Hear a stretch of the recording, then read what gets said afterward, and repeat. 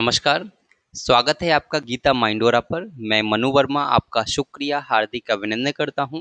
आज का हमारा टॉपिक है ब्लूम्स टैक्सोनॉमी। यहाँ से बहुत सारे क्वेश्चंस आपके एग्जाम में पूछे जाते हैं, चाहे आप सीटेट, यूपीटेट, रीट किसी भी एग्जाम की तैयारी कर रहे हो, सुपर टेट, एमपी टेट यानी कि किसी भी टीचिंग एग्जाम्स की तैयारी कर रहे हैं तो यहाँ से क्वेश्चन आता ही आता है। ठीक है, तो चलिए देखते हैं। और इसको देखने के लिए हम दो टाइप से चीजें करेंगे। पहले हम इसकी थ्योरी करेंगे, उसके बाद में इससे रिलेटेड क्वेश्चंस भी इसी वीडियो में करने वाले हैं। तो धैर्य बना के रखिए और अच्छे से तैयारी करिए। ठीक है, चलिए देखते हैं। सबसे पहले मैंने कुछ यहाँ पर बेसिक इंट्रोडक्शन दिया है, इसको आप देख सकते हैं कि ये कौन है। ये पिक्चर आप देख सकते हैं, ये आपके बेंजामिन ब्लूम है। कौन है? Benjamin Bloom. तो कभी कभी एग्जाम में क्या करता है, वो आपको लिख कर देगा BS Bloom, BK Bloom, IT Bloom. तो आपको ध्यान रखना है क्या नाम है इनका? बेंजामिन ब्लूम यानी कि बीएस ब्लूम। ठीक है, तो इसमें क्या होगा कि शैक्षिक उद्देश्यों को वर्गीकृत करने का एक ढांचा है। ब्लूम टैक्सोनॉमी क्या है? यह आपका शैक्षिक उद्देश्यों को वर्गीकृत करने का ढांचा है, जिसे किसने दिया? तो बेंजामिन ब्लूम ने दिया। लेकिन बेंजामिन ब्लूम अकेले नहीं थे, और भी लोग थे। लेकिन इस कमेटी के जो अध्यक्ष थे वो बेंजामिन ब्लूम थे। कौन थे? बेंजामिन ब्लूम थे। ठीक है, और इसमें क्या किया? अध्यक्षता में शिक्षाविदों की एक समिति द्वारा 1956 में। कब? तो आपसे क्वेश्चन भी पूछा जा सकता है कि ब्लूम्स टैक्सोनॉमी कब दी गई, तो आप कहेंगे 1956 में दी गई। ठीक है, याद रखेंगे। इससे पहली बार शैक्षिक उद्देश्यों का वर्गीकरण यानी कि शैक्षिक लक्ष्यों का वर्गीकरण के रूप में परिभाषित किया गया था, यानी कि the classification of educational goals इसमें दिया गया था। ठीक है, आप देख सकते हैं, नामक प्रकाशन में प्रस्तुत किया गया था। तो ध्यान रखना है, एक प्रकाशन किया गया, इसको आप टेक्स्ट बुक भी बोल सकते हैं। एक टेक्स्ट बुक बनाई गई थी, क्या नाम था उसका? Taxonomy of education, educational objectives. ठीक है, और the classification of educational goals, इसमें इसको प्रस्तुत किया गया था। यह वर्गीकरण अधिगम उद्देश्यों को 3 व्यापक क्षेत्रों में विभाजित करता है। तो आपसे पूछा जा सकता है कि बीएस ब्लूम का जो वर्गीकरण था वो कितने भागों में था, तो आप कहेंगे 3 भागों में। कौन कौन सा? तो आप कहेंगे संज्ञानात्मक पक्ष, जो कि आपका ज्ञान और समझ पर आधारित था। नेक्स्ट है आपका भावात्मक पक्ष, यानी कि भावात्मक पक्ष क्या है? ये आपकी भावना पर, आपके इमोशंस पर आधारित है। और नेक्स्ट है आपका मनोगत्यात्मक पक्ष, यानी कि ये आपका जो है वो एक्टिविटी बेस्ड है, आप जो शारीरिक क्रिया, फिजिकल क्रियाएं करते हैं उस पर आधारित है। आई होप कि आपको इतना समझ आया होगा। यहाँ से बहुत ज़्यादा क्वेश्चंस नहीं बनेंगे, यहाँ से सिर्फ आपको याद रखना है कि किस में इसे पहली बार प्रकाशित किया गया था। तो ये आपको याद रखना है कि taxonomy of educational objectives, the classification of educational goals. और आपको क्या याद रखना है कि ब्लूम टेक्सोनॉमी किसने दी? तो बीएस ब्लूम ने दी थी, यानी कि बेंजामिन ब्लूम ने दी थी। कब दी? तो 1956 में दी थी। बस इतना आपको याद रखना है। ठीक है, नेक्स्ट नेक्स्ट आपको याद रखना है कि कौन कौन से पक्ष हैं जिनके बारे में हमने अभी बात की थी। तो पहले मैंने आपको बताया ज्ञानात्मक पक्ष, जिसको हम कॉग्निटिव डोमेन बोलते हैं। नेक्स्ट आता है आपका भावात्मक पक्ष, जो जिसको हम बोलते हैं अफेक्टिव डोमेन। एंड लास्ट आता है आपका क्रियात्मक पक्ष। लेकिन इन सभी में सबसे ज्यादा अगर कहीं से क्वेश्चन पूछे जाते हैं तो वो है आपका ज्ञानात्मक पक्ष। क्या है आपका? ज्ञानात्मक पक्ष। मैक्सिमम क्वेश्चंस अभी तक जो एग्जाम्स हुए हैं, चाहे वो UP TET, C TET, REET, MP TET, super TET, जितने भी एग्जाम्स हुए, हर एग्जाम में सबसे ज्यादा अगर क्वेश्चंस कहीं से पूछे गए हैं तो वो है ज्ञानात्मक पक्ष। यहाँ से 80%, ठीक है, यहाँ से 80% आपका वेटेज होता है। तो इन दोनों को मिलाकर आपका 20% वेटेज होता है। तो ये वाला आपका मोस्ट इंपोर्टेंट है, कॉग्निटिव डोमेन। कॉग्निटिव डोमेन किससे संबंधित है? ये आपकी बुद्धि से संबंधित है। किससे? आपकी बुद्धि से संबंधित है, आपके चिंतन से संबंधित है। यानी कि ज्ञान, समझ, चिंतन, तर्क और बौद्धिक कौशल से संबंधित जो आपका डोमेन है वो कौन सा है? तो वो है आपका ज्ञानात्मक पक्ष। ठीक है, तो सबसे पहला क्वेश्चन आपसे यही पूछा जा सकता है कि ऐसा कौन सा पक्ष है, बेंजामिन ब्लूम के अनुसार ऐसा कौन सा पक्ष है जो ज्ञान, समझ, चिंतन, तर्क और बौद्धिक कौशल से संबंधित है।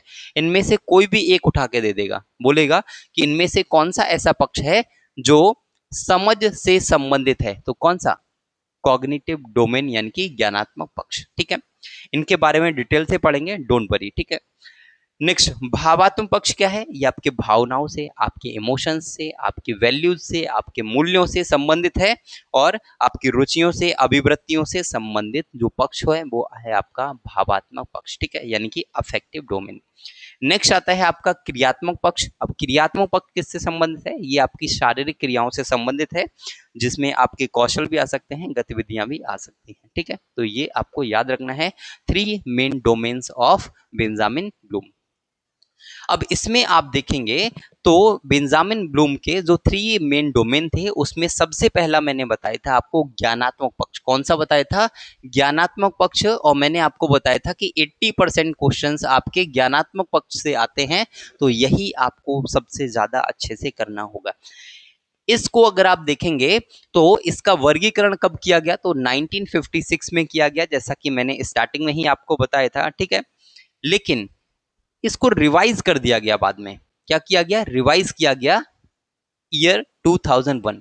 ईयर 2001 में यानी कि 2001 में इनके एक शिष्य थे जिन्होंने इनके पूरे वर्गीकरण को रिवाइज कर दिया, वो भी हम बाद में देखेंगे। और अगर दोनों टाइप के क्वेश्चन आते हैं, मान लीजिए इनके जो पुराने डोमेन दिए थे उनसे रिलेटेड क्वेश्चन आएंगे और नए डोमेन से क्वेश्चन आएंगे, तो कैसे हैंडल करेंगे वो भी मैं आपको बताने वाला हूं, ठीक है।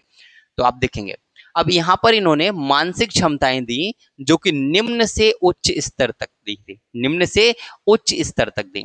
अब निम्न स्तर कहाँ है? यहां से स्टार्ट होगा और ये ऊपर की तरफ जाएगा, ये आपका उच्च स्तर है, ठीक है। तो यहां से स्टार्ट करेंगे और यहां तक जाएंगे, यानी कि निम्न से उच्च स्तर के तरफ इन्होंने दिया था। अब देखिए सिंपल तरीके से समझाऊंगा।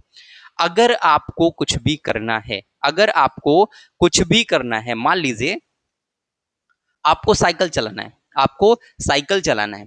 अब साइकिल चलाना है तो सबसे पहले आपको साइकिल के बारे में ज्ञान होना चाहिए, साइकिल के बारे में ज्ञान होना चाहिए कि साइकिल कैसी होती है, साइकिल में क्या क्या होता है। तो हमें पता है, जब हमें ज्ञान होता है कि साइकिल में 2 पैडल होते हैं, साइकिल में 2 पैडल होते हैं, एक हैंडल होता है, तो हमें ज्ञान होना चाहिए साइकिल के बारे में कि साइकिल होती कैसी है, दिखती कैसी है, ठीक है।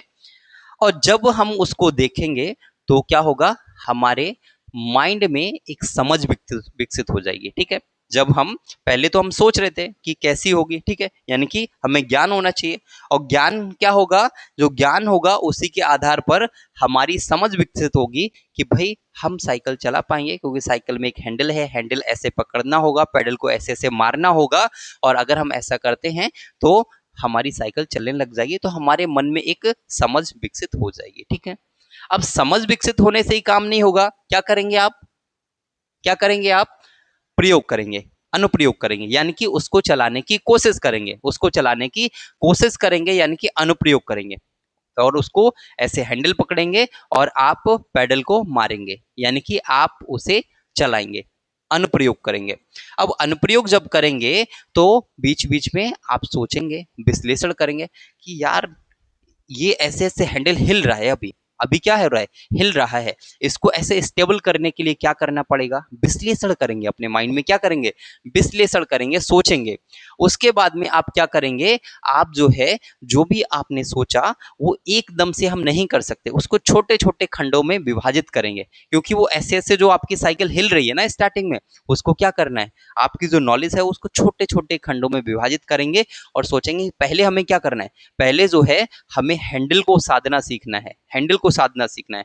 और हैंडल जब हम साधना सीख जाएंगे फिर हमें कंटिन्यूअसली जो हमारा पैडल है उसको भी मारना सीखना है। हमने जो ज्ञान था उसको छोटे छोटे टुकड़ों में बांटा, मैंने बताया 2 टुकड़ों में बांटा। पहला हम हैंडल को स्टेबल करने की कोशिश करेंगे, नेक्स्ट जो है हमें कंटिन्यू पैडल भी मारते रहना है। तो हमने क्या किया? आपका संश्लेषण किया, ठीक है। और उसके बाद में लास्ट क्या होगा? इवेल्युएशन होगा। लास्ट में क्या होगा? इवेल्युएशन होगा, यानी कि कहने का मीन्स है फिर आप फाइनली जज कर पाएंगे कि क्या आप उसको चला पा रहे हैं या नहीं चला पा रहे हैं। तो जो हमारे बीएस ब्लूम थे उन्होंने कहा कि ये जो उन्होंने स्टेप दिए हैं ये सभी स्किपेबल नहीं है, यानी कि किसी भी स्टेप को हम स्किप नहीं कर सकते। ये कंटिन्यू चलने वाला प्रोसेस है, इसमें किसी भी स्टेप को अगर आप स्किप करेंगे तो आप चीजों को नहीं समझ पाएंगे। किसने बोला? बीएस ब्लूम ने, ठीक है। तो यहां पर देख सकते हैं, सीखना केवल जानना नहीं है बल्कि समझना, सोचना और सृजन करना है। ये किसने बोला है? ये बीएस ब्लूम ने बोला है। ठीक है, यहाँ से और भी क्वेश्चंस बनेंगे, सभी मैं आपको बताने वाला हूँ। ठीक है, अब एक बार इनका डिटेल देख लेते हैं। जैसे ज्ञान है, तो ज्ञान आप जानते हैं नॉलेज है, कि नॉलेज होना चाहिए, कि तथ्यों को याद होना चाहिए, पहचानना आना चाहिए, सूचीबद्ध करना आना चाहिए।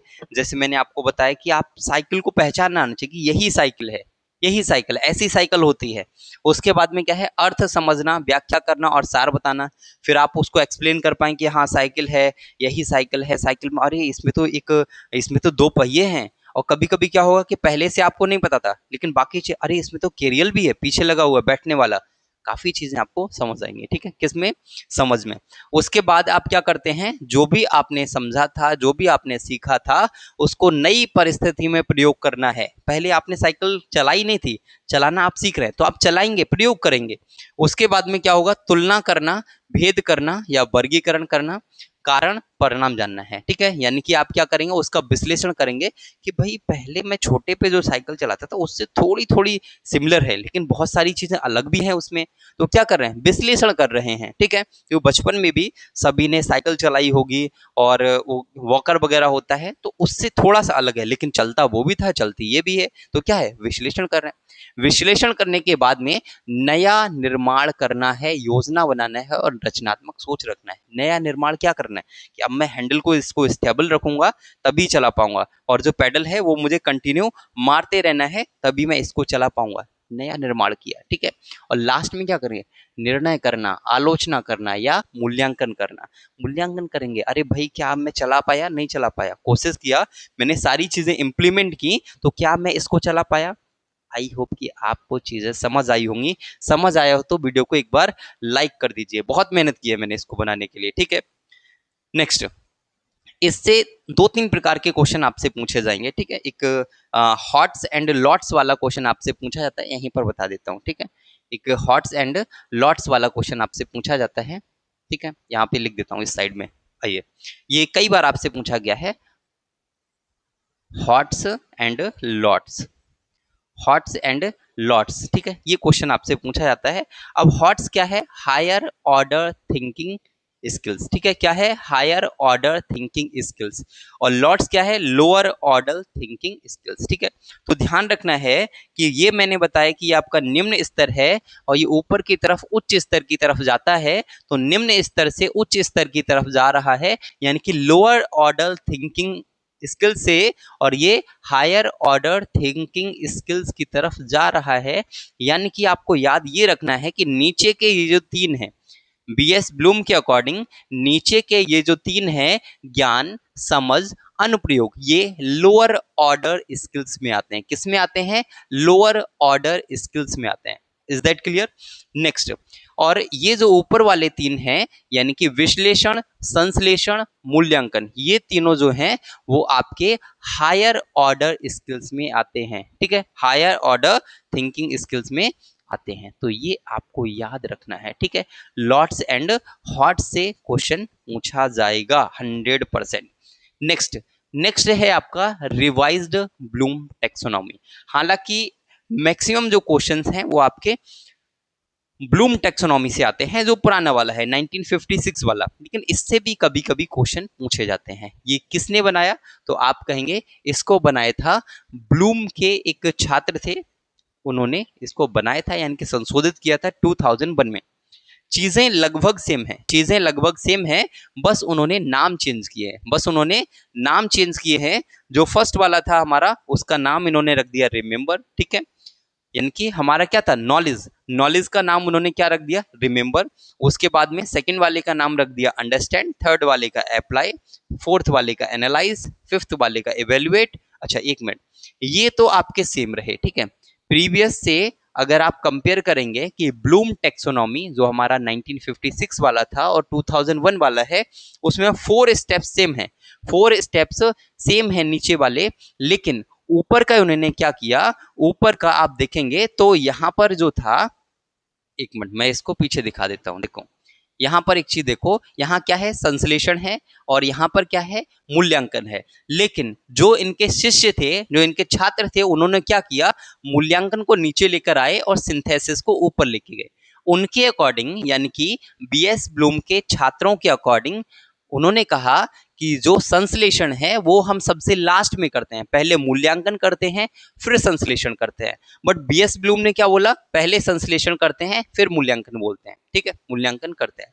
तो ये है, तो इसमें ध्यान रखना है, बीएस ब्लूम के जो छात्र थे उन्होंने मूल्यांकन को यहां रख दिया, मूल्यांकन को यहां रख दिया और क्रिएट जो था उसको सबसे टॉप में माना। उन्होंने कहा कि सृजन जो है वो हम सबसे लास्ट में करते हैं, बीएस ब्लूम के छात्रों ने ऐसा बोला। सेम थिंकिंग है, ठीक है, सब कुछ सेम है, सब कुछ सेम है, कुछ भी डिफरेंट नहीं है, बस यहां से यहां तक जो है नाम डिफरेंट है, ठीक है, नाम डिफरेंट है, बाकी सारी चीजें सेम है, सब कुछ डिट्टो कॉपी है, ठीक है, कुछ भी चेंज नहीं, सिर्फ ये दो चीजें चेंज हुई हैं, ये जो सिंथेसिस था वो आपका यहाँ आ गया और इवेल्युएट जो है वो आपका यहाँ आ गया, ठीक है, तो ये आपका किया गया है इसमें, ठीक है, बस इतना याद रखना है। इसमें भी आपसे पूछा जा सकता है लॉट्स एंड हॉट्स के बारे में, तो इसमें भी आपका सेम ही होगा कि यहां से यहां तक देखेंगे तो ये आपके लोअर ऑर्डर थिंकिंग में आता है, किसमें, लोअर ऑर्डर थिंकिंग स्किल्स में आते हैं, और ऊपर वाले ये जो 3 हैं वो आपके हायर ऑर्डर थिंकिंग स्किल्स में आते हैं, ठीक है, तो ध्यान रखना है, रिमेंबर, अंडरस्टैंड, अप्लाई, ये आपके किस में आते हैं, ये तीनों आएंगे आपके लोअर ऑर्डर थिंकिंग स्किल्स में, और ये आपके 3 आएंगे हायर ऑर्डर थिंकिंग स्किल्स में, एनालाइज, इवेल्युएट, क्रिएट, ठीक है, इतना आपको याद रखना है, ठीक है, आई होप कि आपको समझ आया होगा। नेक्स्ट, जैसा कि मैंने आपको बताया कि जो आपका ज्ञानात्मक पक्ष है वहां से सबसे ज्यादा क्वेश्चन पूछे जाएंगे, उसके बाद जो है वो आपके इजी हैं, यहाँ से बहुत ज्यादा क्वेश्चंस पूछे जाने की पॉसिबिलिटी नहीं रहती है, लेकिन एक दो क्वेश्चन यहाँ से भी पूछे जा सकते हैं। भावात्मक पक्ष यानी कि अफेक्टिव डोमेन, ये क्या है कि इसमें वे तरीके शामिल होते हैं जिनसे हम भावात्मक यानी कि इमोशनली कनेक्ट होते हैं या फिर इमोशनली रूप से सामना करते हैं, जैसे किसी की तारीफ करना, किसी को उत्साह देना, उसकी प्रेरणा करना, ठीक है, ये सब क्या है, ये आपके भावात्मक पक्ष के अंतर्गत आते हैं। इसमें आप देखेंगे किसी ने कुछ बोला तो उसको स्वीकार करना, उस पर प्रतिक्रिया देना, उसका मूल्यांकन करना, संगठन करना और चरित्र निर्माण करना, ये सब किस में आते हैं, भावनात्मक पक्ष में आते हैं, यानी कि भावनात्मक डोमेन में, अफेक्टिव डोमेन में आते हैं, ठीक है, यहाँ पर मैंने दे रखा है, ठीक है, कोई तारीफ करता है तो ये क्या है, ये आपका भावात्मक पक्ष है। कोई हमें उत्साहित करता है किसी काम को करने के लिए, जैसे कार्य को दिल से करने की इच्छा और खुशी, क्या है, ये आपका भावात्मक पक्ष है। नेक्स्ट जो है प्रेरणा, अगर हमें मोटिवेशन मिलता है तो वो क्या है, वो भी आपका भावात्मक पक्ष है। नेक्स्ट कोई सहानुभूति देता है या हम किसी को सहानुभूति देते हैं, वो भी आपका भावात्मक पक्ष में आता है। नेक्स्ट मूल्य और दृष्टिकोण, तो ईमानदारी, सहयोग, सम्मान और मूल्यों का अपनाना, ये किस में आता है, ये भी आपका भावात्मक पक्ष में आता है। आई होप समझ आया होगा। नेक्स्ट है आपका क्रियात्मक पक्ष, ठीक है, कौन सा, क्रियात्मक पक्ष। क्रियात्मक पक्ष क्या है, तो इसमें क्रिया से संबंधित होता है, यानी कि शारीरिक जो आपकी क्रियाएं होती हैं उनसे संबंधित है, जैसे आपका शारीरिक हलचल हो सकता है, यानी कि मोटर स्किल्स, ठीक है, जैसे आपका अनुकरण करना, ठीक है, हेर फेर करना, सटीकता, समन्वय, स्वाभाविक बनाना, ये सब आपके किस में आते हैं, ये आपके इसमें आते हैं, ये कौशल के स्तर हैं, ये क्या है, कौशल के स्तर हैं, ठीक है, इसमें आप अनुकरण कर सकते हैं, हेरफेर कर सकते हैं, सटीकता यानी कि सेम टू सेम वैसा बना सकते हैं, समन्वय कर सकते हैं, स्वाभाविक बना सकते हैं, लेकिन फिजिकली होना चाहिए वो सब, ठीक है। एग्जाम्पल आप देख सकते हैं, लिखना, पढ़ना, खेलना, कूदना, ये हथौड़ा चलाना, नृत्य करना, योग करना, खाना बनाना, ये सब आपके क्या है, ये आपके आते हैं शारीरिक पक्ष में, यानी कि साइकोमोटर डोमेन में, किसमें, साइकोमोटर डोमेन में आते हैं। तो बस इतना सा आपका ये थ्योरी है। आई होप की थ्योरी आपको समझ आई होगी। इसके बाद हम क्वेश्चंस करेंगे और सारे क्वेश्चंस आप करके दिखाएंगे, ठीक है, मैं बोलता हूं कि आप करके दिखाएंगे, क्योंकि यदि आपने ध्यान से इस थ्योरी को पढ़ा है तो 100% बोल सकता हूं कि यहां से एक सिंगल क्वेश्चन भी आपका बाहर नहीं जाएगा, ठीक है। तो देखिए पहला क्वेश्चन है, लेकिन उससे पहले मैं आपके लिए इतनी मेहनत कर रहा हूं तो आपको भी आई थिंक मुझे लगता है एक लाइक तो कर देना चाहिए, और चैनल पे फर्स्ट टाइम आए हैं तो चैनल को सब्सक्राइब भी कर लीजिए।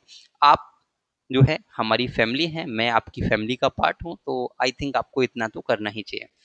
तो फर्स्ट क्वेश्चन है, ब्लूम के वर्गीकरण में संज्ञानात्मक क्षेत्र का पहला स्तर कौन सा है? तो संज्ञानात्मक क्षेत्र का पहला स्तर कौन सा है? हमने देखा था ज्ञान यानी कि नॉलेज। ठीक है, option number is the correct answer. ठीक है, नेक्स्ट सेकंड क्वेश्चन, सिंथेसिस का अर्थ क्या है? सिंथेसिस का अर्थ हमने बताया था कि जोड़कर नया बनाना, जोड़कर नया बनाना, ये सिंथेसिस का अर्थ होता है, यानी कि combining to create something new. Next question number 3, भावात्मक क्षेत्र का मुख्य उद्देश्य क्या है? तो ये हमने देखा था, यानी कि भावनाओं से संबंधित, इमोशन से संबंधित, यानी कि भावनाएं और दृष्टिकोण विकसित करना, यही आपका भावात्मक क्षेत्र का मुख्य उद्देश्य है। क्वेश्चन नंबर 4, मनोदैहिक क्षेत्र किससे संबंधित है? मनोदैहिक यानी कि साइकोमोटर। साइकोमोटर मैंने क्या बताया?